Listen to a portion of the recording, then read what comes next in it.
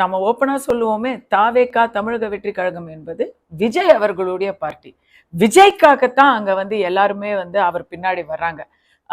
ஆதரவாளர்கள், வாக்காளர்கள், முதல் தலைமுறை இளைஞர்கள் எல்லாரும் விஜய்க்காக தான் வராங்க.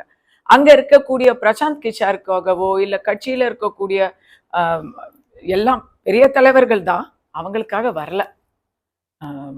அவங்க எவ்வளவு நல்லா பேசினாலும் அவங்க இந்த ஒரு வருடத்துக்குள்ள அவங்களுக்கான அடையாளத்தை உண்டு பண்ணி அடுத்த கட்ட தலைவர்களா அவங்க வந்து ப்ரொஜெக்ட் ஆகணும்னு நினைக்கிறது வந்து பேக்ஃபயர் ஆகுது.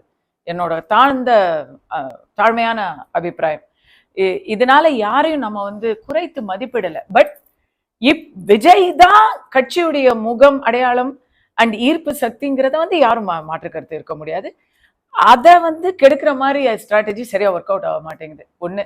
ரெண்டாவது, தமிழகத்துல இன்னைக்கு முக்கியமாக மக்கள் பிரச்சனைகளை அவர் வந்து கொஞ்சம் ரொம்ப மென்மையா ஹேண்டில் பண்றாரு.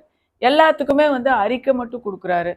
அம்பேத்கர் அவர்கள் சிலைக்கு மாலை போடுறது கூட ஈசிஆர்ல இருக்கிற அம்பேத்கர் சிலைக்கு தான் போடுறாரு. மக்களை அவர் வந்து சந்திக்கணும் அப்படிங்கிறது வந்து அது கம்பல்சரி. அது அவர் எவ்வளவு நாள் தள்ளி போட போறாருன்னு தெரியல. அதனாலதான் கொஞ்சம் கொஞ்சமா இப்போ மற்றவங்க எல்லாம் ஒர்க் ஆரம்பிச்சுட்டாங்க.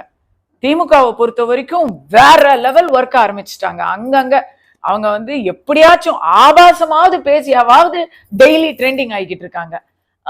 மற்ற கட்சிகள்லாம் அவங்களுடைய தேர்தல் வேலைகளை ஆரம்பிச்சுட்டாங்க. இவர் இன்னும் வெளியவே வரலங்கிறது ஒரு விஜய் ரசிகையா எனக்குமே ஏமாற்றமா இருக்கும் பொழுது வாக்காளர் பெருமக்களுக்கு கண்டிப்பா ஒரு